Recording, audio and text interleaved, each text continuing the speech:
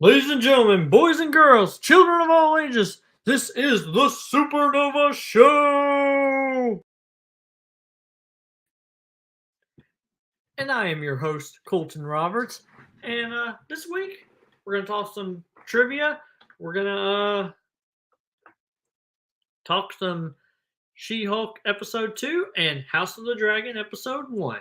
So that's going to be pretty interesting. And we've got, yet again, the reigning, defending, undisputed Fandom Fights Team Champion of the World, Robert the Ghost Kastner. Well, don't say undisputed to Kingsmen. They would dispute you, I bet. I'm just saying. It's very interesting. Depends on who you... The first two, yes. Yeah, and I also said the Ghost, and then realized I don't know if that's your nickname. And it is. It's the one I try to... It's the one I have tried to pump up. That's the one I try to use. Okay, yeah, because I know Spence, they wanted to call me Cardiac because I made every match very, very close. And I wouldn't accept it. Yeah, like I noticed at the end of your match against Mark Menchaca, they just announced your name. So I was Fandom, they never really say nicknames. That's more of a Warzone thing. Okay. Cool. All right. Well, yeah. How's your week been? Long. It's the first time in a while I had to go back into the office for work because I was given a reprieve as COVID was high risk within our communities. But once that ended, then that means I have to actually go in. So it's the first time I'd done that in a while. And it's, an hour each way, basically. And we had bad flooding here in the beginning of the week. Very unlike what we're usually used to in Dallas. So cars were getting floated down the street. The houses were getting damaged, all that stuff. Routes were unavailable. But that was especially the case on Monday. But Tuesday and Wednesday, which is when I usually go in, they were fine. But there was still some residual effects from it. So it actually was longer for me to get to and from. And doing that 2 days in a row stinks. And I don't like it. But it happened. Did the last 2 days here, but they were very long. So I'm happy that it is the weekend. That's why I'm chilling with a not sponsored beer company beer. Well, that sounds good. Yeah. And then football season starts in 2 weeks. Oh my gosh, yes. Yeah. I have so many fantasy leagues this year, and I have to prepare for all of them. And there's a case where next weekend I have 2 drafts at exactly the same time. So I'm employing my wife to assist with one of them. And I'm in some, I joined there. I'm in like half of them are trivia community-based leagues. Okay. And some of them have money attached to them. So I'm trying to get paid. That sounds good. Yeah. No, I'm so happy football is. The last preseason games are this weekend, basically. And then they have the next week. They sort of chill Labor Day weekend. And then Thursday, the 8th, that's when the games start. It's Bills versus Rams. Quite a first matchup to kick off the season. And then September 11th is, when the main slate of games happens. Yeah. Well, that sounds good. Yeah. So what? I haven't really heard too much about football. I mean, there's of course. You don't know that your team has now a competent quarterback? People are excited. You don't know about this, huh? Is it all right? I'm trying to figure out who are you talking about? The Panthers? Yeah. Okay, so they got the guy who, crap, what's his face? That he was the backup quarterback for the sexual assault guy, right? Well, yes, but I mean, he was the number 1 overall pick 4 years ago and was the starting quarterback for the Browns. Led the Browns to a playoff win, which they hadn't seen in a long time. And then they decided in the offseason the Browns did to trade for Deshaun Watson is his name. The Yep, person there with we go. fault issues. Giving him a ton of money, even before they knew what was going to happen legally. And then he got suspended for 6 games, and then there was a appeal of sorts, and then that appeal actually upped it to 11 games with fines. So the Browns are sort of in dire straits. They put all this investment in Deshaun Watson, but in the meantime, as that happened, Baker Mayfield was available. There were some obvious teams with quarterback holes, aka the Carolina Panthers, and the Panthers traded for him. So now the Panthers have a competent quarterback, unlike what they had last year, where they didn't have anything of the sort. And Panthers, there's a little bit of buzz. Little bit of buzz. Yeah, they might.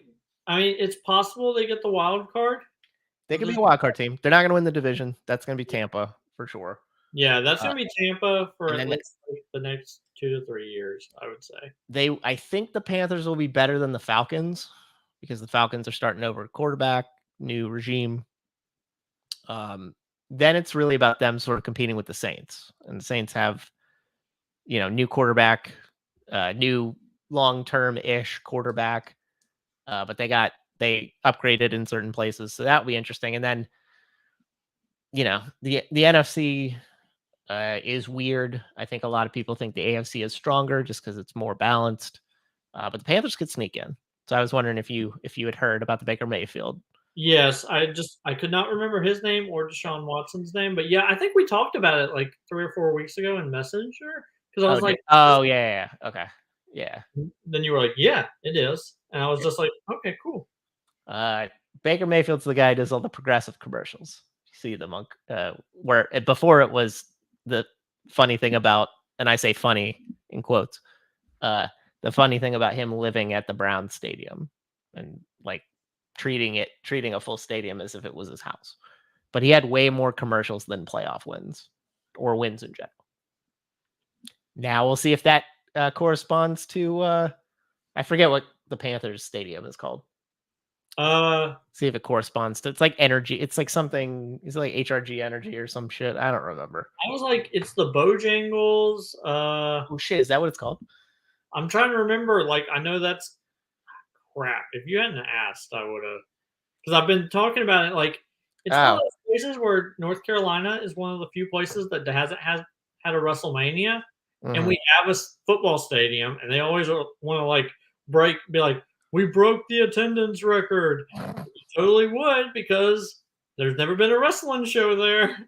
I forgot. It's very, by the way, it's Bank of America Stadium. Yep, that's right. Yep. I forgot that that's what it was. I just assumed because like the Steelers stadium name changed because their naming rights crossed over. And then Cincinnati's changed. Cincinnati was always a family name on the stadium, but then they sold out the rights to get more money. So I didn't know if Carolina had also done something like that. Yeah, and Knowing about naming stuff, it slips under the radar. yeah, Not in Pittsburgh though, because people hate the name. I hate the name of the new stadium, and it seems like it is a slight to what people enjoy in the city of Pittsburgh. And I'm not going to call it by its name. So I was about to ask what its name was, but it was Heinz Field because Heinz Ketchup is headquartered in Pittsburgh. It's from there. It's a very big deal. They lost the naming rights this year, and now it is a Michigan-based financial company called Acrisure. People hate that name. It's dumb. I hate it. I named one of my fantasy teams after it, how much I hate it. So I'm just going to call it formally Heinz Field. If it wasn't for, I'm sure Bank of America paid the Panthers like a bunch of money. Yeah. I'm surprised it's not something like Cookout or Bojangles or Krispy Kreme or something Pepsi. That's headquartered there. Yeah, that because all 4 of those places are headquartered here. Well, I don't know when Bank of America's naming rights expire, but maybe there will be a bidding war for it. Yeah, maybe. Yeah, because like Pepsi Stadium, that like writes itself. That's the Nuggets. That's the Pepsi Arena. That's where they play, or they used to. I think that should still be Pepsi Arena, but now that I say it, I'm gonna look that up because I'm not so sure anymore. I'm never really sure anymore. Yep. So yesterday my son turned 5 months, so that was pretty exciting. Nice. I told my wife that I want to play trivia next year. She's like, "Okay, you can." I was like, You "I don't ever expect to be good," you can. and she was like, "How do you think Robert's gonna do once Izzy's born?" I was like, "I think he'll do just I'll as well." probably be just fine. I Yeah, won't be as good, but I think I'll be just fine. I was gonna say I think after like you set your sleep schedule to not getting as much, I think you'll be just fine. I'm If anything, okay with not getting very much sleep. I was I gonna say I think you might actually do better because let's say you're rocking her to sleep in a chair or whatever, you can watch a movie. It's true. I can't do that. I'm gonna try to avoid that as much as possible because we want to try to limit like ambient light, Oh, coming on her. But I could like hold her this way, right? Away from the screen. yeah. I watch something. So Like that's something that I could do. like when Ezra needs a nap, like man, if he can see if he can look around at all, so sometimes we have to like throw, make it really dark and put like a big blanket like way out so then he just can't see anything. So Yeah. then he'll fall asleep. But yeah, like I've been watching people play Dungeons and Dragons on YouTube and Nice. because that's Do you watch whenever like Critical Role? Like that now, show? it's the Dungeon Dudes. They're a YouTube channel, but I've been wanting to buy their. They recently did a Kickstarter for their campaign, and they released an actual book for it. And I'm watching it on there to make sure that I can play it with the kids to make sure it's kid friendly before I purchase a book and then not be able to do it. So I've been watching Just that. redact all the bad words or the bad situations. That's right. By the way, Nuggets play in Ball Arena, but it used to be the Pepsi Center. I will say. That sounds so lame. Yeah, I mean that's the problem. One of the problems with sports nowadays is that there aren't really that many cool stadium names anymore because everything's corporatized Yeah, and all the corporate names suck. oh man, what's the famous baseball stadium? Fenway. Yeah, Fenway Park. Yeah, I mean that probably will never change, fortunately. Yeah. Or Wrigley Field probably will never change. They're institutions that have lived for 100 years. It seems crazy that would change at any point, but you never know. People Yeah. can be bad, The group that owns the Red Sox owns my hockey team now, so that's strange. But The Penguins? yeah, they diversified. Like they own Manchester United, I think, or Oh, Arsenal, wow. and then they own the Penguins, and then they own somebody else. I don't remember. You can't own multiple teams in the same. Well, I guess you can, but they have to be in certain sports. But you can't usually own them in the same city. The Caesar's Pizza people in Detroit, they own two teams, but you can't have a monopoly in certain sports.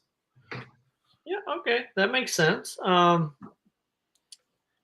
was about to ask, when does the World Cup Yeah, that's that's next year, right? think Because that's it's supposed to be this year, I believe it is next year. Yeah. but all the I crazy want to try to go to they have games down here. I want to try to go.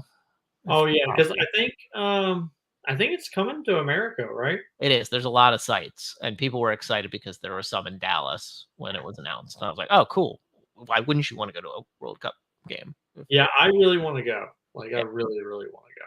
Not everybody can go to Brazil or South Africa, so why And not? like I really wonder if it will be one, like I had a friend who went to the Super Bowl. It was $5,000 for a ticket. And I'm like, you're on crack. Yeah, And I I can watch it at home. It's yeah, just fine. yep, I agree. The only reason you go to Super Bowl is to go to Super Bowl parties, and more than likely your friend was not famous enough or rich enough to go to those. So there's really no point going to the Super Bowl. Yeah, he just went for the sake of it. Just I guess cross it off his bucket list. Yeah, I guess that's something that would be cool. Like I if it's not ridiculously expensive because let's say I went to Dallas. Yeah, I mean, which I totally would, not only to like go to the game, but to come see you. Mm. So we might be able to make that work next year. Oh, But yeah, like if it's not crazy expensive for tickets, I will totally go. nice. Yep. I like it. But yeah, There's got to be some. If you didn't come here, there's got to be some closer to you though, like I'm in sure Atlanta there probably or will be in something. like Atlanta or Maybe there's. these. Is there some in Charlotte? If there's some in Charlotte, I will definitely I go. don't remember. Hold on. Yeah, I will absolutely go because my middle son Alex, he is playing soccer and I'm coaching. Oh, And nice. What's that yeah, experience like? oh, it's not bad, but as a person who one, I haven't played soccer since high school, so that's been a change. And then number two, I haven't really worked out really intensely in 4 years because when I started dating my wife, I was like, hey, I don't have to be buff anymore because I got the girl. So then I got lazy. And then I still did stuff. And then in 2020, I broke my foot and Yeah. wasn't able to do anything for a year. And then I got lazy. So we were way off. The World Cup isn't in the USA till 2026, Okay. and So there isn't any in Charlotte, but there is in Atlanta okay. at the Mercedes-Benz Stadium. As you would All right. So if in 4 years we're still doing this show, Oh my god! oh wow. So freaking old, I don't want to talk about it. I'll be 35. and I'll be 37. So what's your point? Yeah. I mean, like, we'll be on the better half of our 30s. I know. I hate that. Trust me. I just turned 34 and I hated it. Yeah. Although that was a month ago now. Fuck. Time is weird. Yeah. Yeah, it really is. Like, Yeah. I remember being a kid and thinking, "Oh, it took so long for the year to go by," but it's now been 5 months since my son has been born, and it seems like that. Yeah. And I guess what? The next 7 months will go by also like that. Yeah. You'll have a year. You'll have its first birthday party. Yep, and he was born on Tolkien Reading Day, so, that's always something. Like, when he gets older, I'm totally gonna read those books to him. Why not? Yeah, I mean, it's I thought about doing the thing where I don't get like actual books, but I just relay movies that I remember to them, like their stories. I was thinking about doing that. Like The Simpsons does that. Mo tells Maggie this story of The Godfather as if it was a book, but he's just recounting it from watching it. And I was like, I wonder if I could do that. Sure, that'd be good. yeah. I could do that. I could do that with a lot of animated movies. I could figure that out. Yeah. An idea to make me seem more entertaining is the point. Yeah, like, I read books to him, and I do little voices and stuff.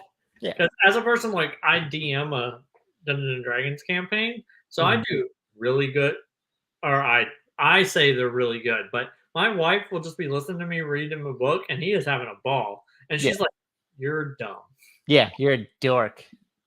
Yeah, she's like, "It's a little penguin. Why does he sound like Satan?" I was like, "Because I started sounding like this, and now I have to keep it consistent, babe. You can't change it midway through the thing unless he gets older and then gets a deeper voice. But since he already had a super deep voice, we're not doing that." And she's like, "You just take, yeah, all right, whatever." And I'm like, exactly. But yeah, so we are the official movie trivia report on the internet everywhere. Guess what?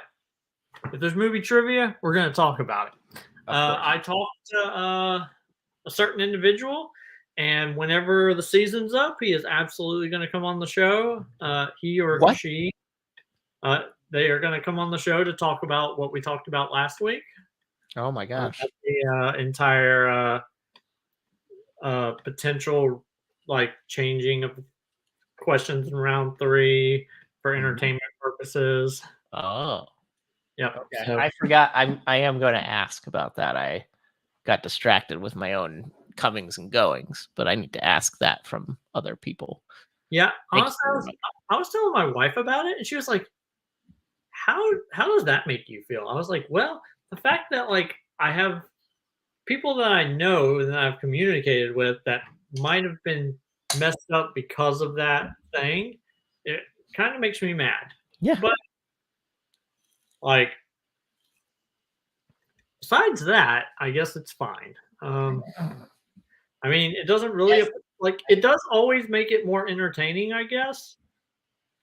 So there's that, but even the most entertaining moments ever were not that. So, I'm sure that, well, I mean, it depends on how much you put stake in that bothering your experience. If it's a big thing, then it ruins it completely. But if you can get over it, then you can throw it to the wayside. yeah, and, like, last week, we were gonna talk about, the movie Trivia Schmodown, and we went to that, and then we cut straight to multiplex. We did. Robert Parker won the belt. He did. Yep. Yeah, in Yes. pretty convincing fashion. Yeah, like, now that's one of those situations where I wish that could have been Rue versus Parker, and I hate it. Because if Well, we Rue got to had blame won, Rue for not beating Saul. well, I'm just saying, like, if Rue had beat Mike, Oh, okay. Sorry. Yeah. then Well, I don't know if Rue would have kept the belt. Like, would he have beat Smets? I don't know. I think he might have. Okay. I'm not sure. But He's gonna be that Smets. The Smets that won the belt or beat Saul. Those are pretty hard Smets to beat. yeah. So we may have got this either way. Yeah. But yeah, like I've been wondering. So if he retains at Spectacular, I know like all right, this is gonna be a wrestling analogy. Is back in the day, Ric Flair came to the WWF Mhm. with the championship and Yeah. was like, I am the real world's champion. Do you Okay. think he could return to the fan leagues being like, I was the last IG champion and they would let him say that? Oh. Like be like Let him say that? Sure. I'm the real geek champion of the world. I mean, that's up to him if he would. The question would be, would he retain a semblance of character coming back to the fan leagues, or would he just be Right. back to being? Because this was really a thing that sort of bore out. I didn't really watch a lot of old Parker matches in the fan leagues, but I'm gonna bet that this character that was developed was due to the fact that he was in the Schmodown. So the question would be, would he want to retain character like that? Don't Yeah. know. Don't know. It's a good question. Yeah, and like that's one of those things of if he came back, would he get immediately put in a title picture, do you think? Jesus Christ. I don't know. Because I They'd mean, probably give him like a warm up match, I bet. yeah. I mean, especially no, I'm not gonna say that. Like, I mean, he was on top when he left, right? I don't know how that went. I didn't start watching multiplex till Okay. after these. 'Cause I thought him and Tim were the team's champions, Most likely they were. and when he got drafted, they had to vacate the belt. And I think it's the same way with like Oyama was the singles Warzone champion when Mm, he left. that's fair. Yeah, that's probably what happened. So I wonder if in that case, if they came back to multiplex, would they allow them to have like a warm up match that then led into a number one contenders match because they Probably. lost the belt? Probably. Yeah. Um, so And that and the people in the communities, they love Paul and they love Parker. yeah In some cases, literally because they're family. yeah So yeah, they probably would get a nice quick entry point to get back to it. yeah. It would be weird because I don't remember what him and Tim's name was. It was also Arkham Knights. They were the Arkham Knights. yep yep. I was like it would be weird because since Tim's not playing for him not to reform that team, but Maybe they will. yeah, I guess they They could. And didn't. it They could didn't just officially retire because you can't. You don't officially retire in multiplex because if you say that, then you can't come back. But if you say you're taking a break, then that he leaves the door open. That's the rule. for that. So Yeah, unless you have like a retirement match, right? Because unless you're officially retired, and then that I think sometimes that's not like extended. That's like for a year or something. yeah, because I think Adelaide and Jacob West are having a retirement match in Fandom, if I remember Hilarious. correctly. I don't And that's pretty fun. know. I'm this close to like a retirement match in Warzone. Really? Yes, I've lost 4 in a row. Well, that's no And good. my new team doesn't have a win, which is also hilarious. I'm not the biggest fan of Warzone currently at the moment, but that's my fault. That's my problem, not anybody else's. Yeah, and like I have not watched any of the Schmodown. Like they've been posting the one-off matches. I have not. I'm probably not going to watch another one until. Didn't they change the Schmodown thing to the big thing? Isn't that because I looked and I was like, why am I subscribed to the big thing channel? And I was like, is that did they change that officially? Oh yeah, they changed the big thing. Yeah. It's the big thing clips. Yeah. That's those. Oh yeah, and then there's like the Schmodown archive channel. Oh, I didn't realize there were separate channels for this now. Yeah, because apparently the archive channel is what's going to be where the Schmodown stuff is going. So I guess who's Interesting. going to unsubscribe to the Big Thing Clips channel? I I don't ever watch the Big Thing, but guess what? I mean, the clips probably would have been nice to watch eventually, but this one I'm not going to do it. I really only listen or watch like 2 movie reviewers because I don't want it to accidentally cover or color my own interpretation of it. I Yeah. watch Jeremy Johns and I Yeah. watch John Campion. Okay. I watch Jeremy Johns. I watch Dan Murrell sometimes, and then I watch Kind of Funny and stuff. Yeah. I watch them as well, but that's because Greg Miller is literally the best human ever.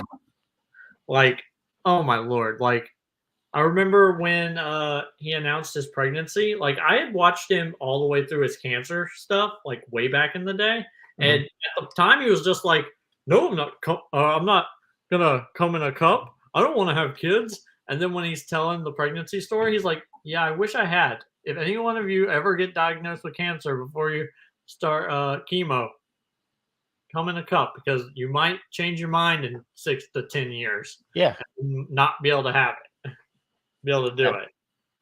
And I'm just like, oh, that's so sad. Fortunately, it didn't affect him. It did not. No, but that you're right. I just like to get a sense of what people are saying.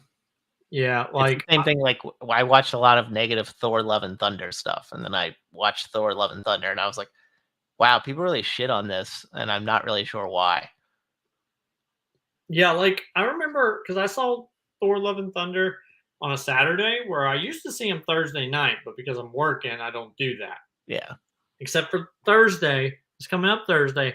I took the first half of Friday off so I can watch Rings of Power because Well, it's yeah. 2 episodes, and if I go to bed at 11, I'm not going to want to wake up in the morning. Mhm.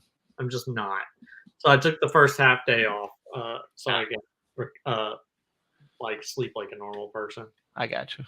But yeah, I'm super excited for that. It's going to be like a little movie, and apparently there's some theaters that are going to play it as a movie. Yeah, I did And hear. I did hear it was getting a theatrical release.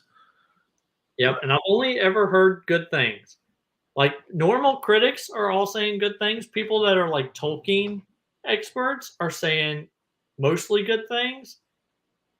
So I like it. Like I know there's some That's good. people That's got to be encouraged. like I know there's some people who like when they saw the trailer, like they didn't like the fact that the Balrog looks like the Peter Jackson Balrog Mm, because it's a Balrog is just a human dude who has a fire sword and he's just humanoid because it's the same thing that Gandalf is yeah, they're both the same type of being, but he's like a demon versus where Gandalf is kind of angelic. But the fact that like I like that this could be, even though it's operated on 2 different like studios, they use that same design, and I like that. It's more theatrical. Yeah. Sure.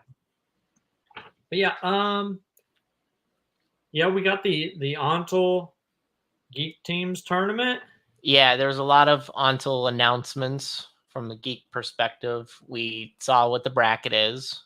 I can make predictions for what I think's gonna happen, but I don't know if you wanted to do that. But Yeah, I'm trying to remember who's all in it. I know it's so I can tell it to you because I was looking it up myself and I wrote it all out. it's NWO versus Duel of the Fates. And you know what we stand for this time? What? Last time it was no worries on us. This one's gonna be no wins on us. So we have Necronomicon is one, and they're playing Merc with a Mouth, which is Chris Diaz and Andrea Malabag. Then we have Young Justice at 2, which is Hobby and Holtzman. And they're playing Dirigible Plums, which is Noah McCausland and Chad Webb. You already mentioned your match, which is the 314 Duel of the Fates versus NWO. Unlimited Power Trip, which just debuted against What the H. They did that right before they did the announcement. Alex and David are playing Golden Thieves, which are Brian Nussbaum and Brandon Dunlap. Then 5 is Vampire's Kiss, which is Anthony and Kaiser. Yeah. And they're playing Dumbledore's Army, who I forget who they are. They said it, but I don't remember at the time. So apologies about that. And then at the 6, we have Bulbasaur Boys, which is Albert Wardahama and Matthew Chen playing Jake and me at the 611. And interestingly enough, everybody out there in Supernova Showland, there's potential in round 2 for Colton and I to play each other. That's a real thing. They put that together that way. Then at 7, we have 14 Parsecs, which is Adelaide Spence and Scott Harvey, who beat my beloved teammate, my beloved faction mate, Bill Carriola and Andrew Barr. And they're playing Galactese Nuts, which I don't know if anybody knows who that is, but that's also beloved faction mates, Antonio and Abel. So that's the 7-10. And then at the 8-9, we have Rent, ? Which is Coho and Australian Jake Marangoni, versus the Pinheads, which is Will Cohen and Jeremy Potters. So I think it goes basically like 1-16, 8-9, 4-13, 5-12. And then like the 2-15, I think 7-10. You number 15? No, you're 14. Oh my lord, there's 2 teams potentially worse than us? I love it. I Who said, are I said that. Noah and Chad, Dirigible Plums, and then Diaz and Andrea Malabag, Merc with a Mouth. Those are 15 and 16. I want to play them. Well, you don't get a chance. You have to play high seed. Next season, I want to play them. David, sometimes you watch this show. Set that up for me. So if I had to take a guess, unless we beat Duel of the Fates, and then we're too good for them, and they don't deserve a match with us. Okay. Well, unfortunately, if you ask me for my opinion is that the finals of this will probably be, if I know how the brackets work, which I'm not entirely sure of, but let's just say it works out this way, I would probably go Alex and David getting out of the top part, and then Brittany and Tyler getting out of the bottom. And I would anticipate Brittany and Tyler winning this tournament and playing Joe and Eli. And then after that, I would actually anticipate Brittany and Tyler winning. Yeah. So that would be my estimation. If you ask me, I think basing a tournament off everybody's 1-0 records is pretty silly. I think there could have been a way that this could have been done through discussion and logic.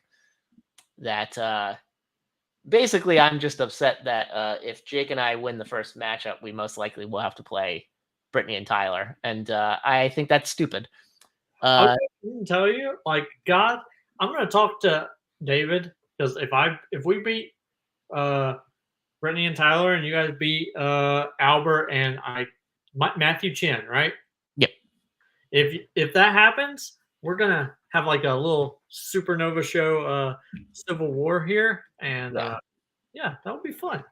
Then I wouldn't know who we would play in the third round. Again, the brackets are weird. I sort of don't understand how that would work. But the point is that I think we would play like Javi and Holtzman. I bet would be in the third round. I'm not sure, but the point is that I'm not a big fan of the seedings myself. But what are you gonna do? They put it together based solely on numbers, and this is what came out. But it will be a fun tournament. They also explained how the next singles picture will work. The next two singles pictures will work.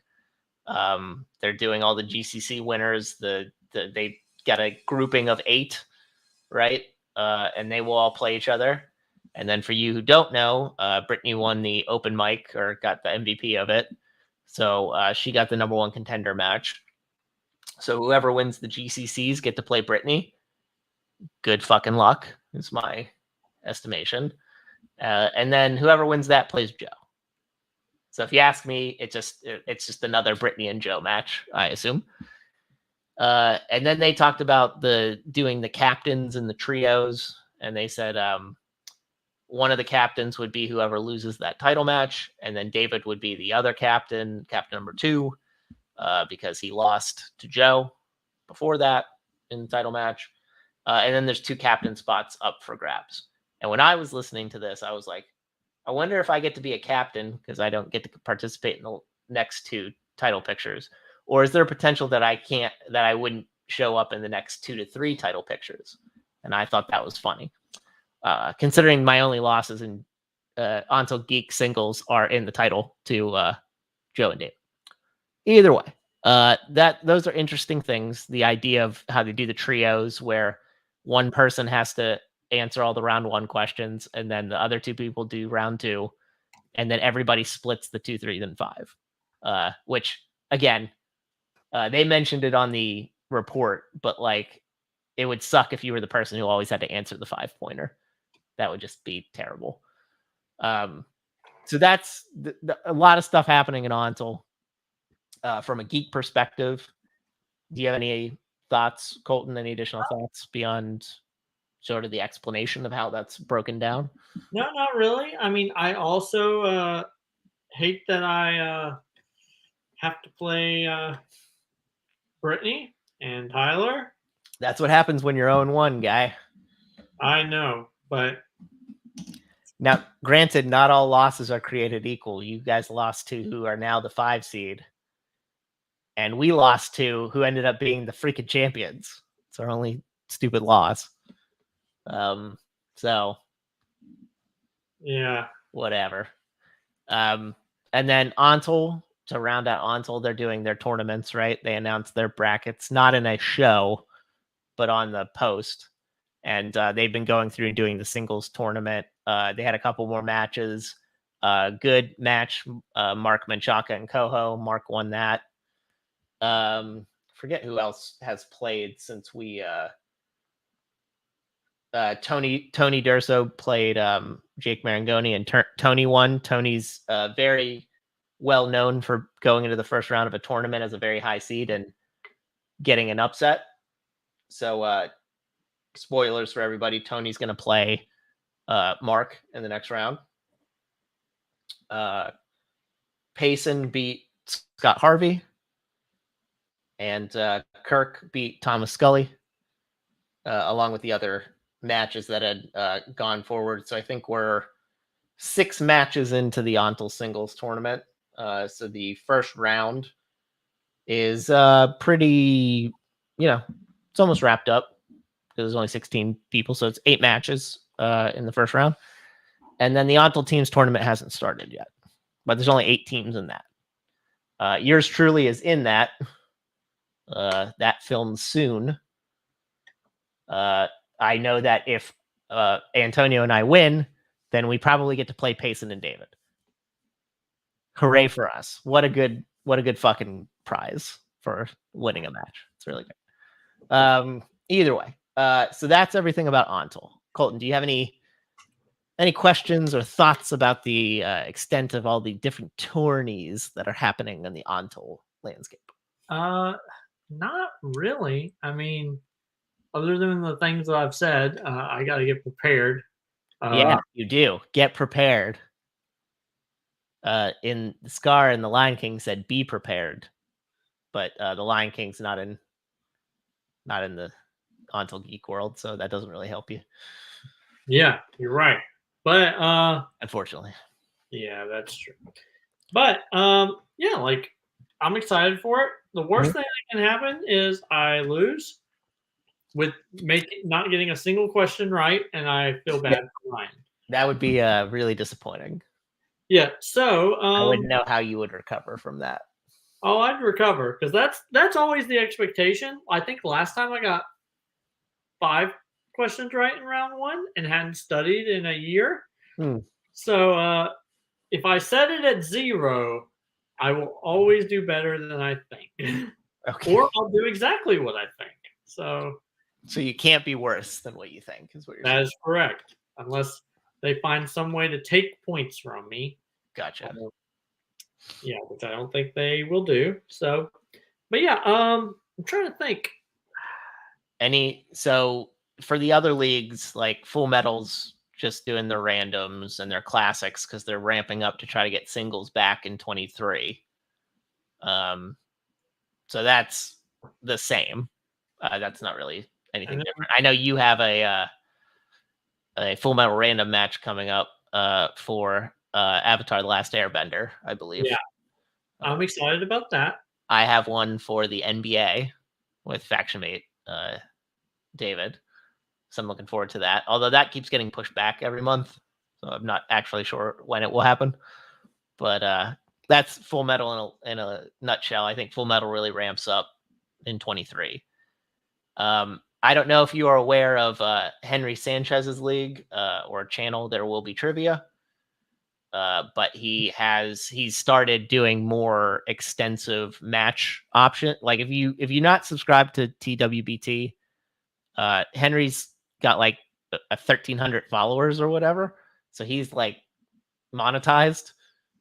So if you get a chance, go over there. The matches are good. They're doing they don't have a singles tournament, or they're ramping up to a singles tournament basically, but they do triple threat matches every time, and they do round robins, and whoever are the top 16 performers out of these triple threats will do a 16-person tournament, I guess, to decide a champion.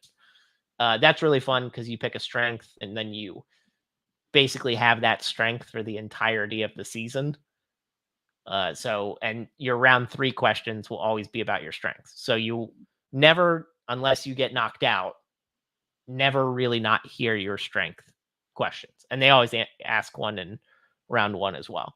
And then there's also a teams tournament, which I'm a part of, Antonio and I. I think that's basically through the first round. There's only 16 teams, so getting into the quarterfinals. Anybody out there, Supernova Showland, I really like those matches, so I would recommend turning those on. Like I said, Henry Sanchez, there will be trivia.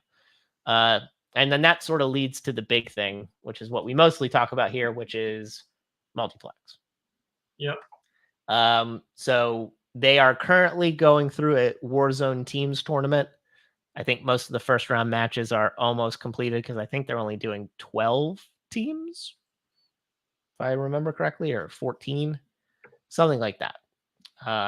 They're not many. It's a very smaller teams tournament here in the late summer, early fall. So that's going to see who's going to play Ginyu for the title. Singles, I'm not really sure what's happening there. For anybody who doesn't know, Caleb Boatman is now the champion. He dethroned Jake after Jake had, I think, 3 title defenses. Yeah. So I think they have like a picture in mind, but it's not anything formal like the summer tournament, the 32-person tournament. And then we get to the bread and butter of what we mostly talk about here, which is fandom. So we just had Mayhem at the multiplex. Now they're just airing single matchups basically to try to get who's going to be in the tournament for teams. And they talked about doing that frenzy thing, which is way off in the distance. And then for singles, they're in the third act of doing their title picture for that. And I'm part of that. For those who don't know, we're at the point where I am playing Obel, and Jeremy Potters is playing the winner of Kaiser and Scully. Yes. Whoever wins on those sides will be in a number one contender match, and they will play current champion. Yeah, I was wondering, doesn't Brittany also have a number one contenders match? She does. She has one in her back pocket. She can use it anytime. Because from last one standing. Yeah, Brittany's the MVP of all the geek things, except for in TM Geek where she won, beat me at the end, which I'm still angry about. And she has not used that. You're right. She hasn't used that either. Well, that's because singles is on a hiatus while they're doing. I guess that's the other thing we could talk about, which is TM Geek. Do you have anything about multiplex? No, not really. I mean, we really talked about it a lot last week. So yeah, I mean, not much has changed. A couple matches of consequence, but it's mostly been. There's been some other fun matches, like Zadius playing Mike Hanley, which was kind of all over the place. And then again, just some understanding, some jockeying for teams to get into the teams tournament. Yeah, and then TM Geek is doing their geek. They've ramped back up. It took a huge hiatus when Abel was doing his United States trek, but they're back now. So most teams have played a match. Now we're getting to the point where people are playing a second match. Those are going to start airing soon, it seems. Yeah. Although I don't think you have played a match yet. I said that, and I just realized that you played a match. Yeah, I was about to type that out to you. I understand. Sorry. There's only been 10 matches, and there's 32 teams. So the math doesn't equate. So pull back what I said. I guess you could say more than half of the teams have played a match. And we still got 2 more to go in group play. Yeah, and then, of course, TMG singles and teams, Jacob West has kind of an announcement. He said they finally finished round 1, and he hates it. Yeah, he was like, hopefully this is finished in 2 years. Yep. Not, I hope that's a joke, but it would not. I don't think it's a joke. And then, I don't remember what the exact rule changes are for round 3, but he said I heard it, but I was half paying attention. I think it's basically we don't pick random numbers anymore. There's a wheel basically, and you get a couple mulligans to decide. I think it's kind of like Full Metal Geek in the third round, except you have an additional mulligan, I think, if you want it. And I think you can't get a same category for multiple point levels. So you get something, then that's off for you or it's off for everybody, I think, for that point value. Okay. Yeah. Yeah, I think that's it. Yeah, I think that's pretty much covers it. I don't think there's going to be a lot that happens. There's going to be more matches. Multiplex will keep airing some. I think they got like one more Warzone match for teams, and then they'll do the fandom matches. And I don't remember what's on the fandom schedule for this week, but I can find that really quick because Nick had that posting about it. So anything else that you want to discuss with regards to movie trivia as I look that up? Yeah, I was in the process of looking it up as well. So no, not really. I mean, yeah, we'll find it eventually. It's a lot of scrolling. Yeah, there's a lot of scrolling to do. That was a while ago. I guess I could have searched Nick Tuhig in the. Sometimes that works out. Sometimes it does not. So I don't like to. Oh, here it is. Yep, I also just found it. So we're Actually, I didn't. I only found what's happened. No, I did not find the right one. You go ahead then. okay. So tomorrow, Jim Green versus Brooklyn Vale, Oh my gosh. Okay, that'll be a crazy ass match. and then also tomorrow, Thomas Scully versus Kaiser Wong. Okay, so that we'll get the last bit of the quarterfinals basically to find out the semis of who's going to be the next contender. And then Sunday, Yep. Gondor, Primulin, Oh, Young Justice. yep. So Javi and Holtzman. So there's no more lights, camera, and action. I guess that has been deceased. So now Holtzman is paired with Javi. And then Cameron Holtzman versus David Garcia. Okay, cool. That's a big one.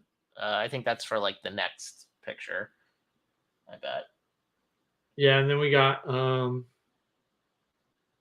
some more for next week. Kelly Mahan versus Buzz Mongold, and then you versus Apple. Oh then, my god, that is next weekend. Okay. And then Necronomicon versus Demigod Complex, and then that'll be a pretty good one. Javi versus Coho will be good. Yeah, I'm really interested on the 10th. It's going to be Anthony Tisdale versus Andrew Barr. I mean, my expectation would be that Anthony would win that match, but you just never know. You know, Barr is a sneaky guy. And then you have Jeremy versus the winner of Scully and Kaiser.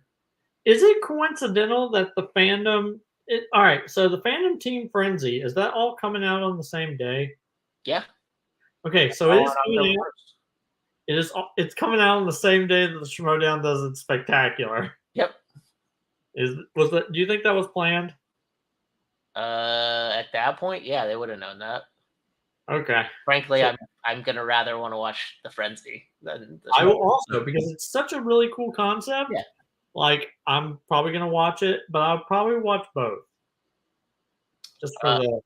I'll tell you, this Fandom ranked versus Molokai Cargo match is insane. That will be psychotic. I would not be surprised if you see like, I don't know, 15 points total between both teams, something like that. If you give me the over under for total points, I will take the under. And then October we've got two retirement matches: Alec Miller versus Andrea Malabag, and then Jacob West versus. You're right about that. I didn't read all the way down the last time this post happened, so. And then Dummies versus To Be Determined. Yep, based on what happens in the Friends. Now, what contender match that happens after that? So I would really like, not to be a agent of chaos, which I totally am sometimes, but I would totally name my team TBD. So then I'm on here all the time. Yeah. Yeah, that'd be good. It's not too bad. Yeah, it's not bad at all. But yeah, I think that's all looks really good. But yeah, a lot of good stuff coming out in the fan leagues. Let's go ahead. Do you want to talk about She-Hulk or House of the Dragon first? She-Hulk. Okay. Spoiler alert, everybody out there in the Supernova Show universe, even though no one's watching right now, someone was just watching. Someone was before, and now they are not. I don't know what we said to drive them away, but probably trivia stuff. Like my boss, I sent him the link, and both of my bosses were watching it the other day, and they were like, "We didn't know what the crap you were talking about until you got to She-Hulk." Yeah, nah. So that stuff. That beginning stuff is for hardcore people who are in the community, and then they were like, whenever you start talking about football, we'll watch that, skip all the trivia stuff, and then go to the movie stuff. And I was like, they can watch the trivia stuff and get educated. I was like, well, I mean, they already have to see my face like for 9 hours every day. The fact that they're also willing to watch an hour and a half of my face as well, and it's just like I'm just happy for the views. So of course, I'll take it. But yeah, all right, She-Hulk episode 2. Yes. All right, so I have so many questions about. Spoiler alert: she finds out that Abomination has escaped, and Yes. we know in Shang-Chi he goes back. So how old is that video that's been released? That's the thing. So I thought that meant that it was happening concordantly, right? Which doesn't make sense because Bruce had his arm in the sling at the end of Shang-Chi. Yep. So And most likely it means that they've been sitting on that footage for months. yeah, whoever leaked it probably had to get past like the 10 rings crap. Yeah. And finally, but all right, so there were a few Easter eggs in the episode. I don't know if you noticed them or not. I didn't notice them, but I watched a review and I understand what they are now. So you were absolutely right about Hulk. I didn't think he was going to show up again. Man, he showed I up didn't think he'd show up right away. That was weird. just to fly the ship off. And then, Yeah. so I don't want to accidentally spoil something for you, but there's something that might happen here. I've heard about it. This is the thing I didn't want to talk about, but if you want to mention it, because That you can see it. in the what's it called? In Planet Hulk, he Yeah. marries a chick, and then they have a son. Yes. So World War Hulk. Same thing. yeah, and in World War Hulk, Yeah. the Illuminati blows up his ship, and it accidentally kills his wife and son. So he comes back and is like, "I'm gonna kill everyone." Yeah, who-" he reverts to mindless Hulk. Yeah. So there's a potential for that. In the newspaper, it was talking about her. She was like the headline, and then another headline was "Guy with claws gets in bar fight." Yep. So the insinuation is that it's Wolverine, but it could totally be like a Black Panther thing. They could Could be totally, anything, but but yeah, it makes a lot of sense that it would be a Wolverine. and then why is that guy growing out of the ocean? And that is obviously an Eternals reference. Yeah, they talked about that. I was happy somebody addressed it at some point. That was And then I love the Easter egg of Mark Ruffalo being like, yeah, you can take him on as a client. I'm a completely different person. literally. Literally. And I was just like, that's so funny. Like, they never reference Ed Norton. No. Ever. But I love, like, even in like the What If episode where it's in the same time period where Hulk should look like Edward Norton, Looks he like looks like Mark Ruffalo. and is voiced by Mark Ruffalo. Yeah, and that's so funny. But yeah, like, I know some people have said that, hey, it was a little too short of an episode. Oh my god, it happened and then it was done. I was like, is that it? Yeah, like, but I really liked the episode. I do think that they should have released episode 1 and 2 together. That's what I heard, and after seeing how short this was, it would make a lot of sense, and it would split up because I think episode 1 ends kind of oddly. It's kind of strange. It's kind of cut off. So if it was an extension, if episode 1 and 2 was one episode and it was 50 minutes long, then that makes a lot of sense, and that's a good place to cut it off. Yeah, like episode 1 is kind of her origin story, and then episode 2 is kind of, hey, this is what the show is all going to be about. Is her now, like, she went through all these job interviews, and if you notice the job interview, like at first it was like all pristine and nice, and then by the end of it, she was going to like slacker lawyers, and they were all just saying no Yeah. to her, and I'm like, I've been in those job interviews where you'll just take anything you can get. It's kind of hilarious, but I guess on some level it makes sense that you're a liability then, because of people can't be objective about you because you're a superhero. Yeah. Yeah. You're very divisive, and you can't be divisive if you're a lawyer unless you're like the greatest lawyers who have their own personalities. Yeah, and then my favorite thing is Tim Roth. That's just seeing him back and doing his weird explanation about how he was sort of the victim was hilarious. I enjoyed it immensely.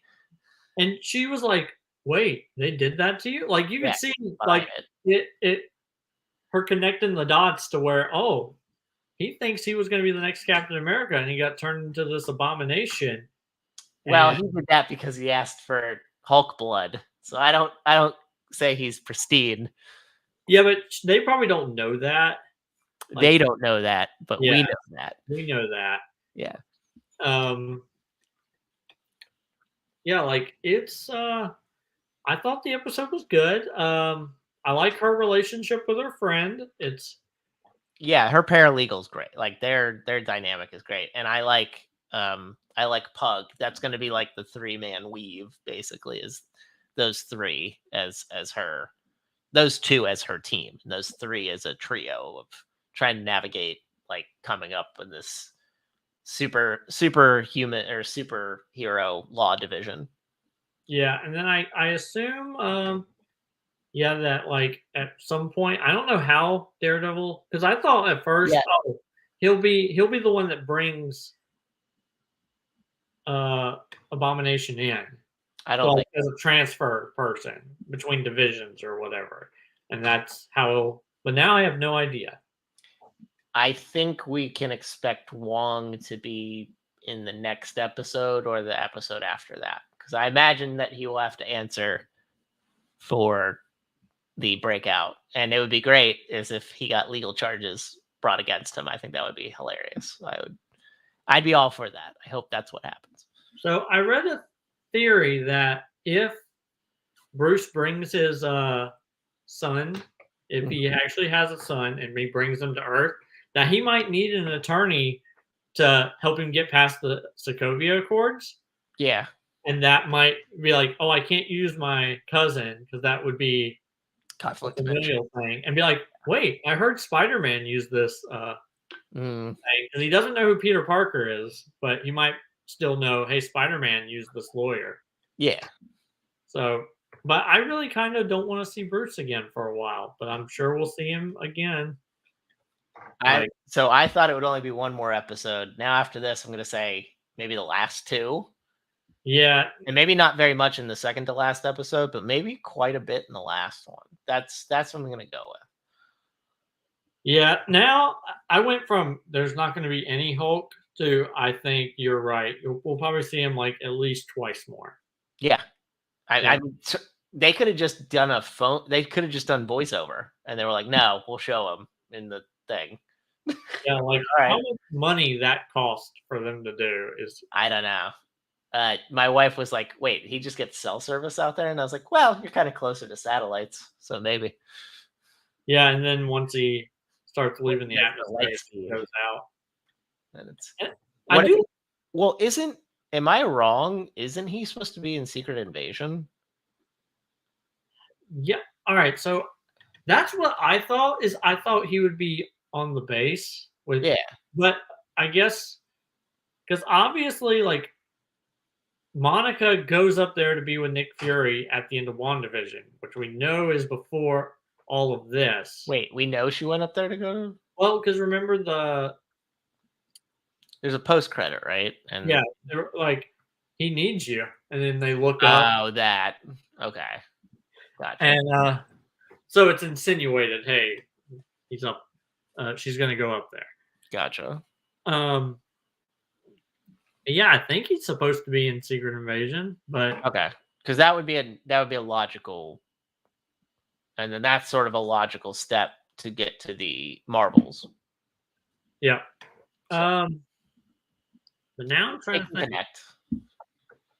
Like, it's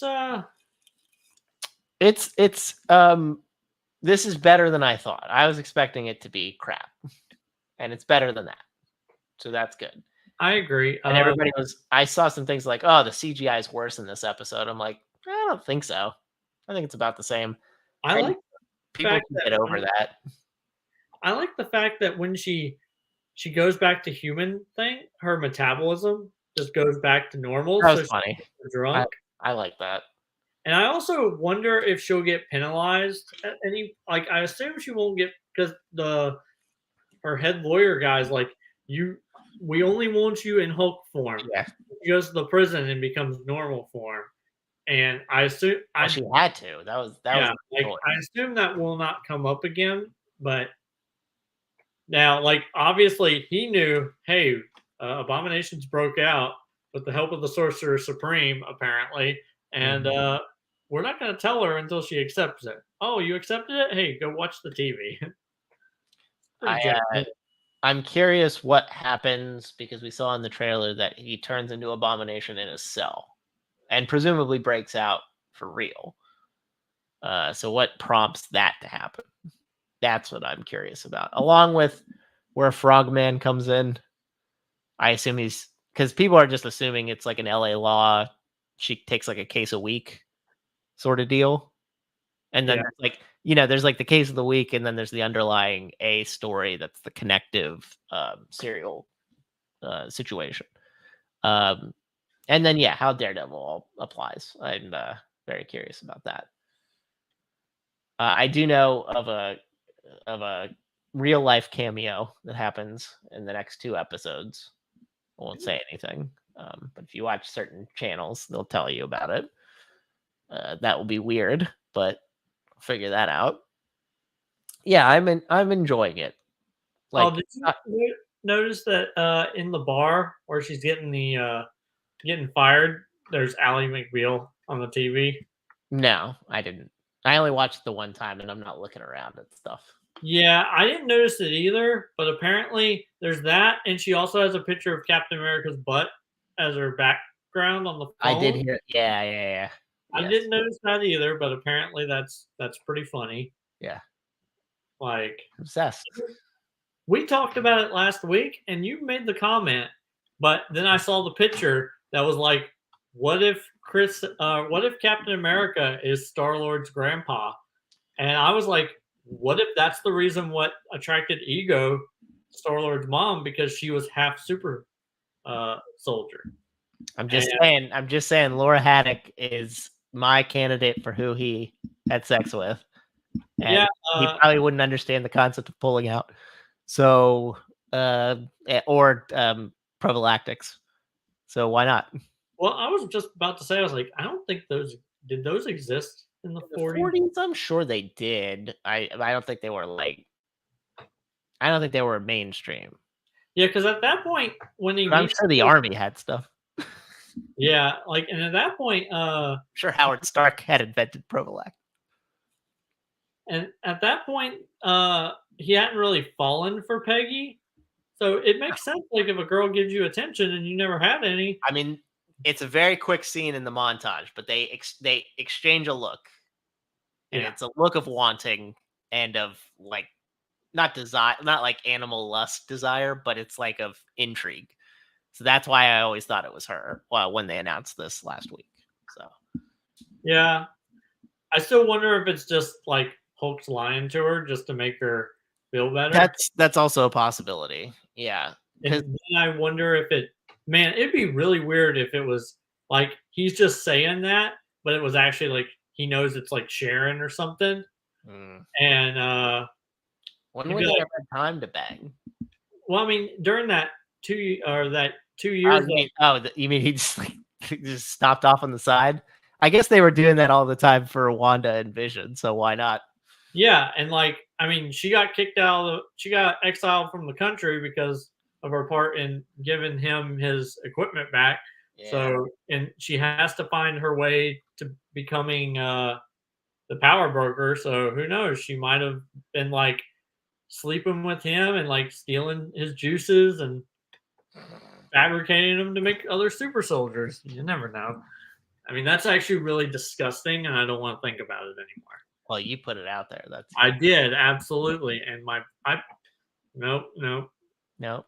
nope. I don't want no. Okay. But now that I put it out there, it's out there. Yeah. But I hope it's because that would make like Star Lord like so awesome, more awesome, I guess. Wouldn't that be a funny like reveal if that was in Guardians 3 or something, or in the Christmas special? Why not? Why not in the Christmas special? Hello, Like as a grandson. Christmas assignment, they go and do like a 23andMe, or they do a family tree. That'd be funny. Like, you're related to Captain America. Who? Because he probably didn't even like interact with them.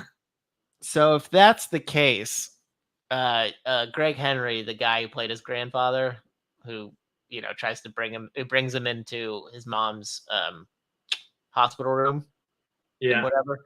That's his maternal grandfather, right? Yeah, I would assume so, unless it's like he was cool with raising someone else's kid. That's what I was wondering. I was wondering that Which, I too. mean, I imagine maternal grandfather, right? So I was that like, I mean, that still leaves it open that Steve could have been yeah. his paternal grandfather. But I do wonder if like Peter has any of those because like it's seen with Isaiah Bradley, his grandson has super strength. So I just wonder if he's just never tried or he's just like, oh yeah, in Maybe he space. got diluted to. Well, I know you said grandson. Yeah, I don't know. I don't know. It's hard to tell, right? Yeah, like who? He mostly shoots people, so how are we to know? Yeah, he might have just been like, oh, everyone in space has strength and just never thought about it. Because freaking all the people he hangs out with are kind of super strong. Everybody is basically. Yeah, like I mean, Even Gamora is. yeah, I would Nebula assume and she is. Gamora are. I mean, besides Rocket and him, he's like an animal. All the rest of them are super strong. Yep. So Yep. Groot, Drax, and Gamora, and Nebula. Well, I guess Mantis maybe not. yeah, but I mean, she's also super something. But Yeah. she's got what? She's an empath. She's Impact. Yeah. empathetic. Yeah. She's empathetic. But I mean that in a super way, not in a general. She has empathy towards people. But yeah, The point is that She-Hulk, coming back to She-Hulk, first 2 episodes, not too bad. Yep. And that's good to know. Because people have been down on MCU stuff. I know people are still down on this. That's not going to change. But I think when it ramps up and we get to see where the really big cameos and how that splits and what this means going forward, because the next thing we have after this is Black Panther. Yeah. I assume there won't be a Black Panther tie, but you never know. So, I mean, they're in LA. The Wakandan relief centers are in Oakland.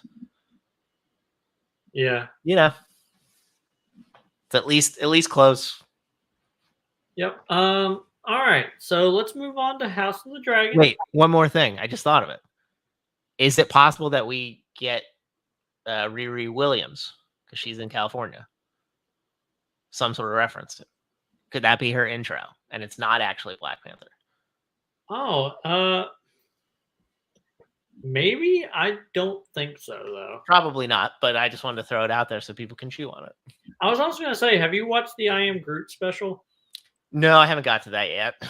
I also have not. I'm super not interested in it. But if we wanted to talk about it on the show, I would. I never really liked Baby Groot.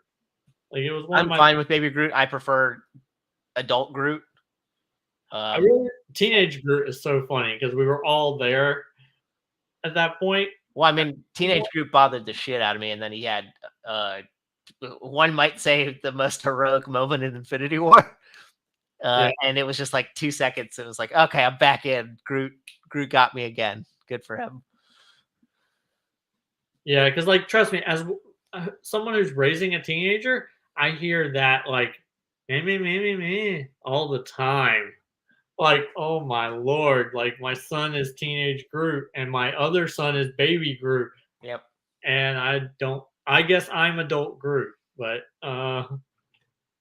it's worse things you could be. That is true. There are definitely worse things I could be.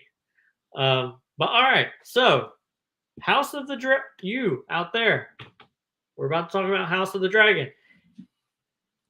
Robert, if there's any comments, I'm not going to throw them up on screen because I'll go ahead and tell you this show will be spoiled by anything you see on the internet.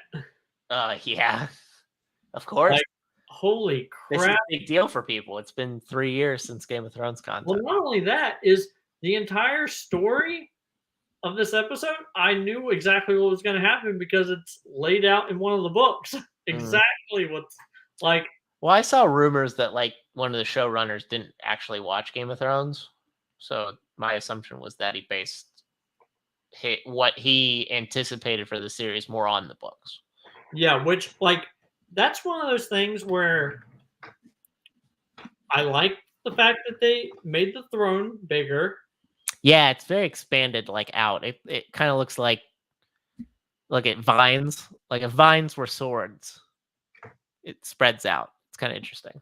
I do like that it's like cutting him because in the books it talks about how like if someone is not worthy to sit upon the chair, it kind of shows them. Mm. I don't like that Balerian's head is not in the throne room. It's in some separate other room because In it the crypt, right? yeah, but like they're also during the reign of the Targaryens, all of the skulls of the dragons are supposed to be in. Yeah, didn't they talk about that? That it had to get moved down to the crypt. I assume Yeah, there was some notice about that in this regular series. yeah. Well, because in the first season of Game of Thrones, they talk about Robert wanted to smash them, but Yes. Tywin convinced him to put them in the black cells. Yes. Um, because he hated everything Targaryen, but he's like, it's a part of history, and one day we may need that. Well, And which I mean, granted, they did use the scorpion on it and be like, hey, it smashed up its skeleton. It must smash up its that face. was basically it. So the two things that the black cells really accounted for, well, three things. One was that. Two was to have the meeting between Jamie and Yeah, Tyrion to yeah. try to like and have that what Cersei considered to be a betrayal, which is ridiculous because he didn't know what was happening. And then third, to be the final resting place for Cersei and Jamie. Well, and I was thinking, like, even in season one, you see Varys and Ned talk down there. So, like, Yeah, you're right. You're right. Four things. There's four things that happen there, and those are the four things. yeah. And all right. So I liked how the episode started with like we see the Grand. Grand Council Mhm. and Jaehaerys the First allows the people to decide, hey, who's going to be my heir, my brother or my daughter? That's a great callback to the end of Thrones in a stupid reference that Sam wanted basically to create a democracy, and everybody laughed at his face. But yeah, and like, so I like that. It's really weird that like they didn't just unite. Like they were all married at the Yeah. time, so it makes sense that like they wouldn't just be like, "Hey, you guys, shag it out and dispute that," because that would happen a lot, and like not only in the Targaryens, but in actual real world history, they'd be like, "Hey, we have two cousins that have claims to the throne. One's male and one's female. Instead, they'll just shag and create the real heir." And like that's how a lot of like English royalty is like super incestuous. That, or they would have a war, claim another kingdom, and then transpose one of those people, transition Yeah, them to be the king there. Or yeah. Or like one king would be like, I have a daughter, you have a son. yeah, We'll get them together, and their oldest child will be my heir, and then their youngest child will be your heir. yeah. But yeah, like stuff like that. And I will That's say, how the French sat on the Spanish throne, yeah, for instance. yeah, like I will say, I normally when you watch HBO stuff, it comes up like the warning of violence or nudity. Violence, sex, nudity. Yeah. So I was gonna let my sons watch it, Uh, and then my inner parent was like, "It didn't announce the thing, but you might want to just watch it yourself, and then if it's okay, let them watch it the next day." Because I was going to, and man, there were a lot of like, there's two brothel scenes, and then yep. there's the freaking city watch going and cutting off a dude's Johnson, Yeah, that happened. and like arms and legs and stuff, and I'm just like, man, that was so and much. and, the, and like bashing people's faces in a joust, which is I thought was crazy. I was like, I thought jousts were supposed to be sporting. Yeah, and like Sport.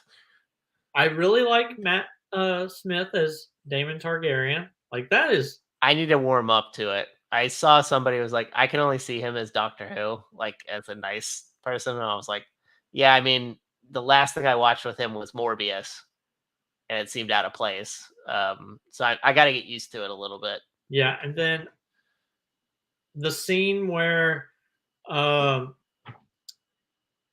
Viserys won, where his wife Yeah, passes away. that's a brutal thing.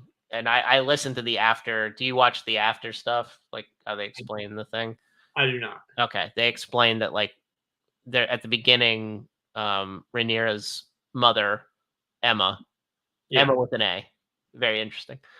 Emma with an A explains that the bedroom is the woman's battlefield. So they wanted to do a juxtapose of the joust, which, by the way, in my wife and I's estimation, the jousting arena looked like a vagina.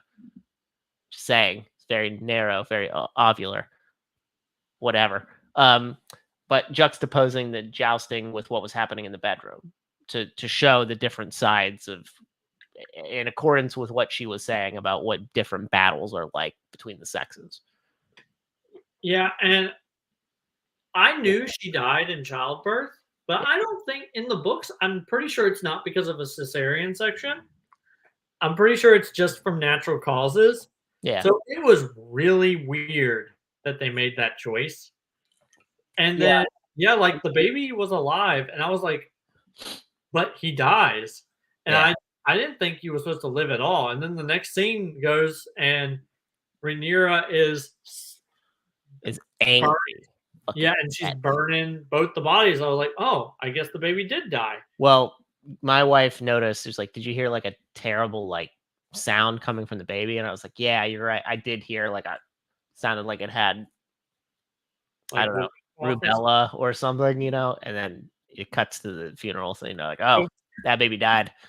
how does that make you feel? Because, like, as a person who my wife had a C-section, watching it was unnerving. Because I tend to compartmentalize. And like, that was like in the 100s. I'm like, okay, if this happened to us, I would anticipate that medical technology would be so far advanced that this would never be a problem. So that's how I rectify it. like I remember, like when it happened in my situation, I didn't want to watch. They asked, "Hey, No. do you want to watch?" And I was like, "Nope," because I don't want to see her guts. And I just stayed over there. And whenever I heard them cut the uterus, and then I heard wah, that's when I looked. Yeah. Was because I heard him okay. But yeah, like that, I immediately knew. I was like, that's the entire like the reason why it's called a cesarean section is you know Julius Caesar always claimed that he killed his mom being born, and that's why they call it a cesarean section. But I was like, no, but that doesn't actually, like, most of the time the baby dies in real life, or at Yeah. least back then. So I was like, oh Well, they both died. yeah, and the mother, especially back then, always died. That's And what they said in the follow up. They were like, Viserys knows basically that Emma is doomed. So then it's about, do we try to save the baby or do we leave it up to fate? And yeah, he chose to make a decision. Decision didn't work out. It's very harrowing when she's crying and she doesn't want it to happen because she knows what it will mean. Even though everybody knows basically that she's a goner anyway. It's a lot of blood at that point, and she's, she mentions it in the bath where she's had so many miscarriages and stillbirths and all these things. So likelihood that this would take a toll on her and be the thing that ends her seemed really appropriate. That's makes a lot of sense. yeah, and then so there's the scene where, like, I do like that, like they've made saddles for the dragons. And Yeah, when those they are cool. come to the dragons, what's it called? Wherever they go at the end of season 7. Dragonstone? No, not Dragonstone. Yeah, like the big fight, the dragon pit. Yeah, the dragon pit, and yeah, that's where they start. It was really cool to Yeah, see and it they without it started being there, so like we got to see what is supposed to look like.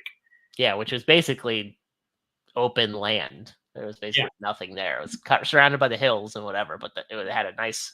It was like a landing spot. It was like an airstrip, basically.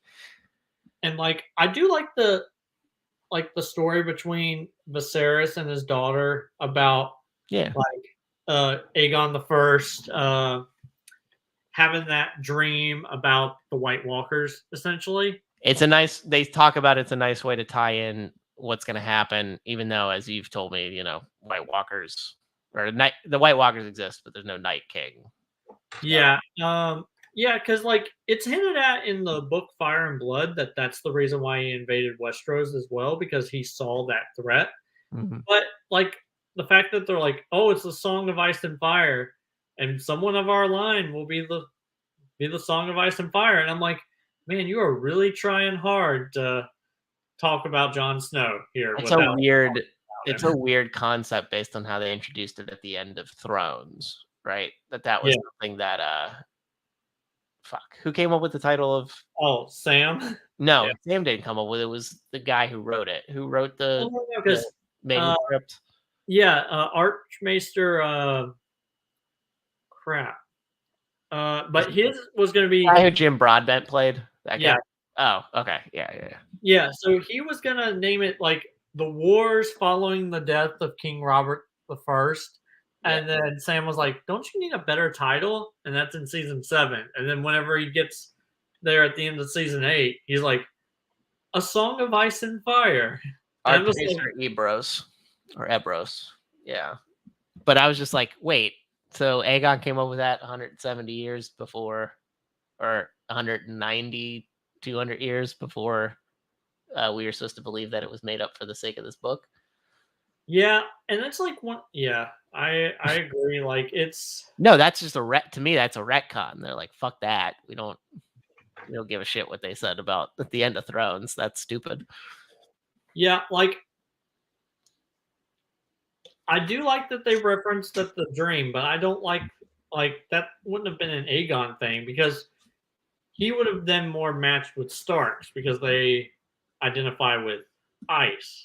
I was surprised we got any Starks, by the Oh way. yeah, like when Cregan Stark is like I uh I swear whatever it That was is. Rickon. Was it? Yeah, it was Rickon Stark. Okay. Because we heard it, we were like, Rickon! Hooray. Yeah. Too bad your namesake in 200 years dies. Oh, and he should now.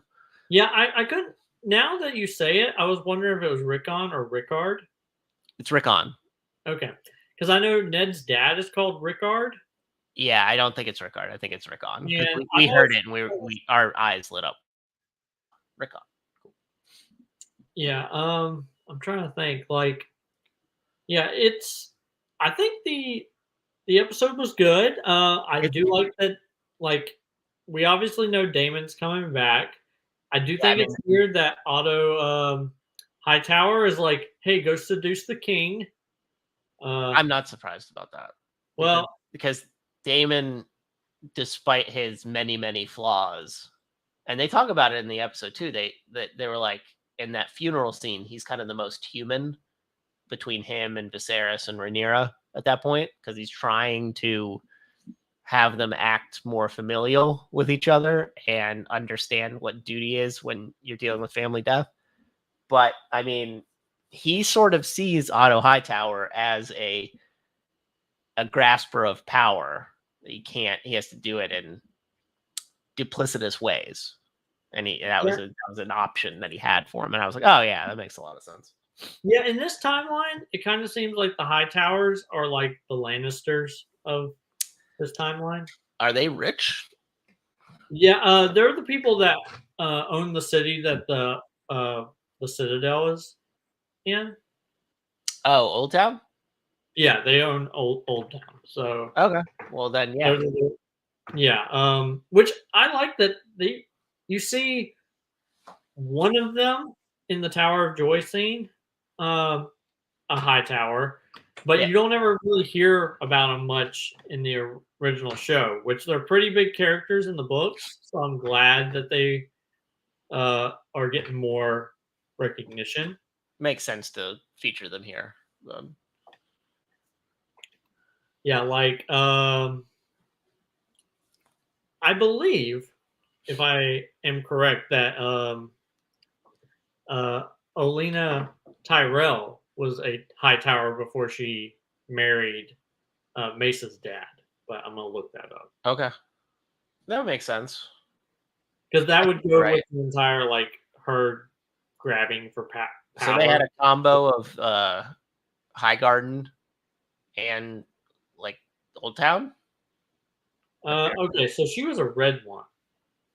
Okay. But I don't know. Okay, I thought she was a high tower, but no, she was not. Okay, that was my mistake. I like that they had a Nymeria in Dorne, so that was a nice connection to the Yeah. original series. Yeah, just kind of like reuse the names. It was good. Yeah, like George R. R. Martin is really good about that. Like he names something something, and then he's like, "Why would I have named it that?" Oh, Arya would have named her personality. She would have liked warrior Yeah, women, so she named her direwolf after a legendary Dornish warrior woman. and it would make sense that Oberon's wife, I don't remember if she was actually his wife, would name the daughter after that too. Which is Yeah, kind of those it juxtaposed. it was his paramour. Paramore, yes. Yeah, his brother would not permit him to marry a bastard, but he was cool with Impregnating her. yeah, and that essentially being like his lifelong girlfriend. Gotcha. Okay. Makes sense. Yep. No, I liked this quite a bit. I know some people were thinking like CG was off, but I thought the dragons looked pretty good. I liked was it Cybex? Cybex? What was Matt Smith's? What was Damon's dragon's name? It reminded me of Mortal Kombat characters. But yeah, that one was kind of long and spiny. I kind of liked it because we were used to seeing the only dragons we saw were the Daenerys's, and they were all like beefy, and these ones kind of were all different shapes and sizes. I like that. Yeah, like I wonder if we'll see the other 8 because they say that during this time period they've got 10. The Is it Targaryen. 10? I thought it was 9. Is it 10? Okay. Yeah.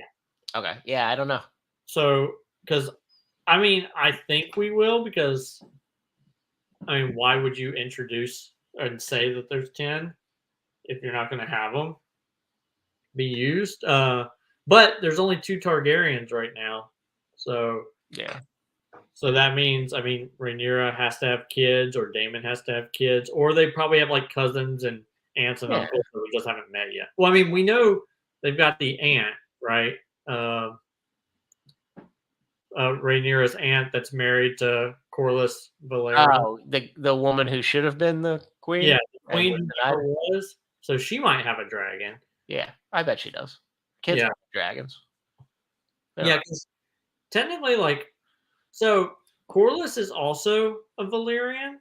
So that's one of those things where like his family was Valyrian, and a lot of people have complained that has dark skin when Valyrians are supposed to have pale white skin, the lighter color hair, and the purple and blue eyes. Which I like that they both Daemon, Viserys, and Rhaenyra all have blue eyes, whereas Emilia Clarke, she had green eyes in real life, and apparently the contacts didn't work for her because in the first like 2 episodes she has the purple eyes like she's supposed to, Yeah. but they apparently did not work for her, so she took them out and just had green eyes for the rest of the show. Oh. And like Harry Lloyd, he had purple eyes. The actor who played Rhaegar had purple eyes, Yeah. but you don't really see enough of them to be like that's a trait of Targaryens Okay. or Valyrians. And even like Corlys, he has the blue eyes, and I like that. Well, I mean, I think it's more stark to have the white hair and the blue eyes pop against darker skin. So I think that's cooler. as a aesthetic choice. But my favorite thing was when Damon gives Rhaenyra the necklace, and she's like, "Well, it's Valyrian steel," and my wife goes, "It's always Valyrian steel," and I'm like, "Yeah, Yeah. apparently it's really rare, but it's everywhere."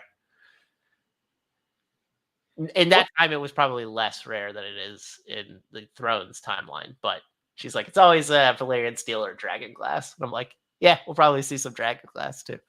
That'll probably come about."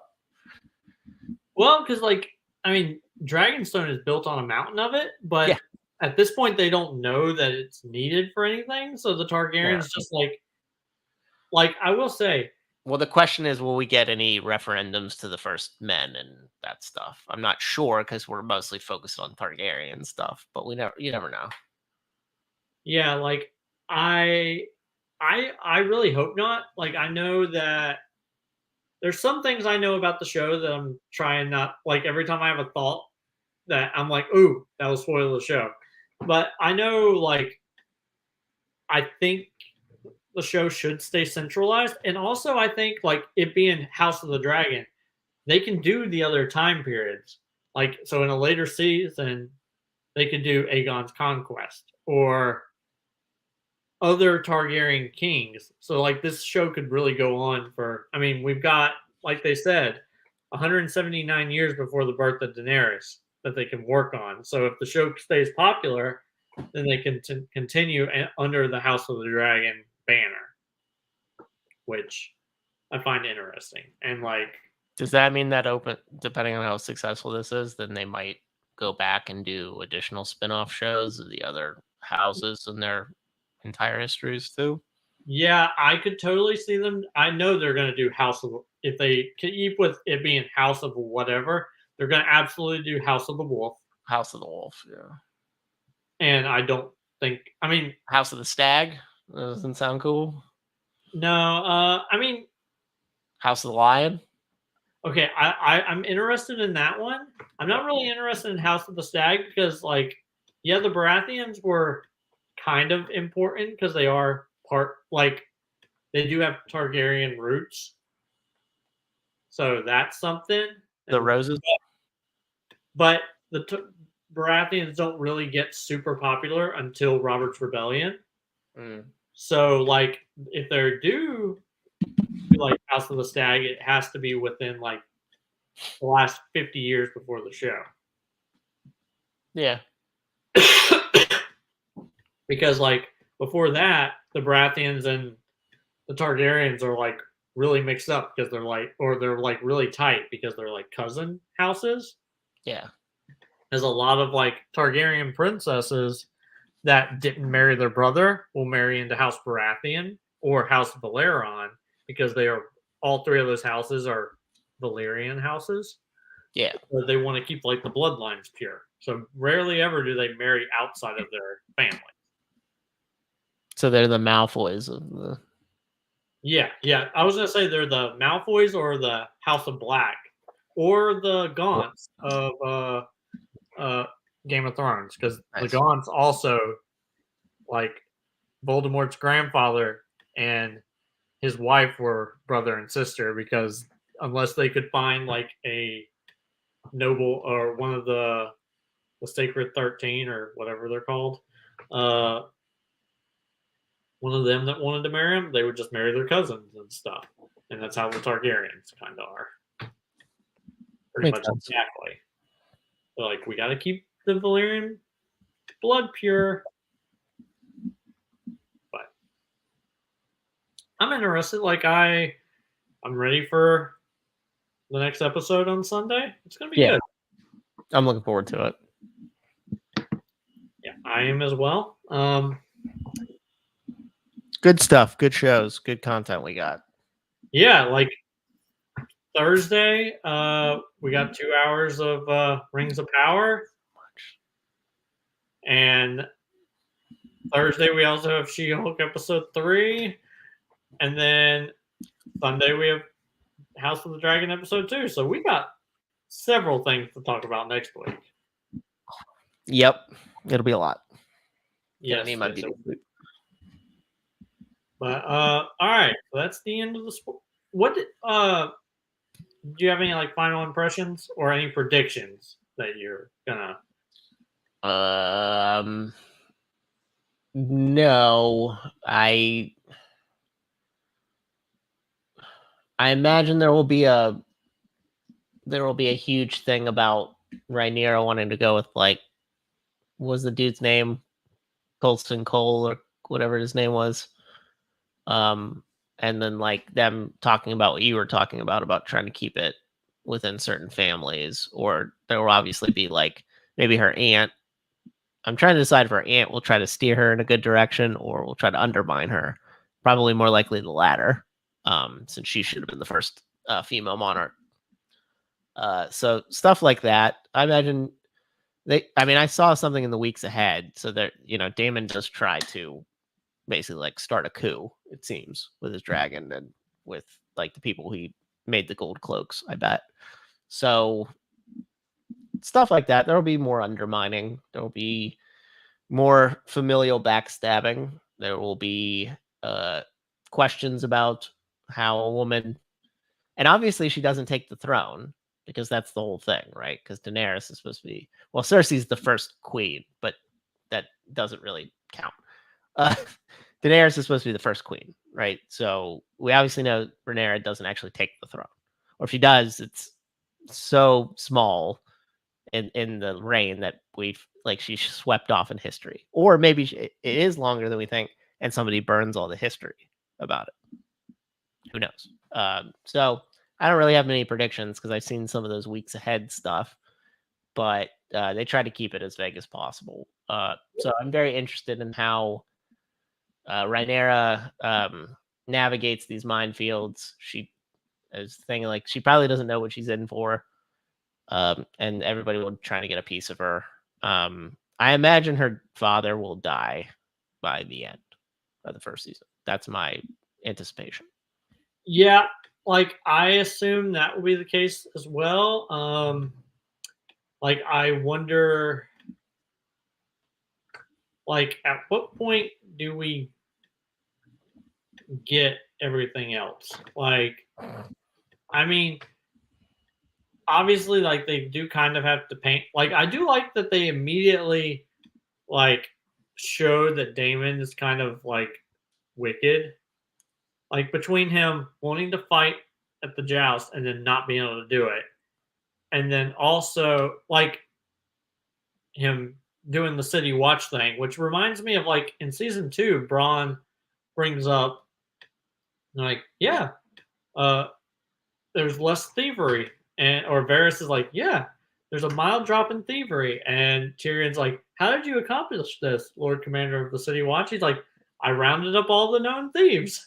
Yeah, It's all just the unknown thieves, and he's like, why? And then he explains how the thieves will steal all the food, and then by the end of the siege, they'll be the richest people in town. And I'm like, I guess like Damon kind of takes that to like a real extreme. Hey, you can't steal again if we cut off your arm. Hey, you can't rape anyone if you don't have a penis. Like, man, poor people. yeah. People never have a chance. Like I thought, oh, they're gonna round them up and then, like that. The Night's Watch is a thing at this point, so Yeah, I'm surprised that wasn't brought up in his entire like them confronting him about it. Be like, that's what the Night's Watch is for, and you're supposed to send them up there. I think they wanted to try to. They get that one reference to, a couple references to the Starks in the North, but I think they want to try to keep it centered. So I think they wanted to try to not But yeah, like do too many allusions to the original series. I think they want a little bit of connection, but they want this to be its own thing. I So do like that we do hear a little bit of the dun dun yeah, dun, dun dun, and then it would stop, and I also have to stop so we don't get flagged. But yes, since the total all millions of people that watch this show, yeah, we don't want to be demonetized. yes. I mean, even if we did, I don't get any of that money. TMG does. Mm, But maybe you should rewrite your contract. yeah, we'll discuss it. But yeah, it was a good episode. I'm very interested to see how they make this entire thing go is like, dude, like you said, Viserys dying has to either be at the end of season 1 or end of season 2. Yeah, Because they already renewed it for a second season. Like of after course. the first episode dropped, they renewed it for a second season. Yeah. So Like, certainly put enough advertising dollars into it, because if you're like me and my wife and we watch Discovery Channel stuff, HGTV, Food Network, House of the Dragon, advertised all the time.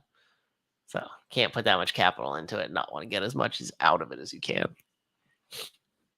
yeah, but yeah, I think it's good, and I think this is about to be the end of the show. Yep. Yep, looks like we're good to go. That way I don't accidentally spoil more of the stuff. Or I haven't spoiled any of it, but I'm Yeah. really, like, every time I think of something, I'm like, nope, Robert doesn't know about that. Whether it may never even come up, but guess what? Like, it might be a book thing that either you read the books one day and you're like, Colton, I wish you hadn't have told me that. Even though, because it wasn't in the original show, which is the reason why I'm like, oh, they might pay it off here. But I don't want to accidentally spoil something, because then if they do pay it off here, then I spoil it for you. But if it's only in the books and then you decide to read them one day, then I spoiled it for you. So Yeah. like, it's I would, yeah, okay, and we're at the farewell part now, so let's stop talking about it. But yeah, thank you for coming on the show again. Thanks for having me. Fun stuff to talk about. And everybody, I know people turn off because of the trivia, but watch the trivia. It's good stuff. It's fun stuff. That's all I'm saying. Yeah. Yeah, like last week we actually got some people, like, because I tagged Multiplex, we got trivia people to watch it. So that might be the key. Yeah, so that was fun. And then they were all, I know some people were like, well, we're leaving because now you guys are going to talk spoiler stuff about shows that we haven't watched. Yeah. Friday and it came out on Thursday. And I'm just like, oh, my bad. Very extensive. So watch the stuff beforehand. Yeah, next week we're gonna have like 4 hours of stuff to talk about. Try to keep the movie trivia stuff down a little bit then. Yeah. Yeah, especially like I gotta work in the morning and I gotta work next Saturday too. And then the Saturday after that. And then I get a Saturday off the Saturday after that. Well, that stinks. I'm sorry to hear that. But we'll try to keep these a little bit shorter then. I mean, I don't mind. But eventually I do need to sleep. And I like the extra money, so that's always good. Of course. Yep. But yeah, I'm trying to think. I know we promoted all your trivia things. Mm-hmm. Yeah, undisputed fandom fights team champion. Thank you. And then, of course, you guys can follow me on Twitter at ColtonRoberts8 and follow me on Twitter at Supernova_show. Man, I get so many followers from bots because of this show, because we put things like House of the Dragon in there. Yeah. So just see my Twitter handle, and apparently none of them subscribe to the Supernova show Twitter. They only ever subscribe to me. Wow. And that's a little... Ups your numbers. It's good. Good for SEO. Yeah. All righty. Let's sign out. Don't forget to tip your virtual waitresses, everybody out there. Supernova Show Landscape. Let's go. All right.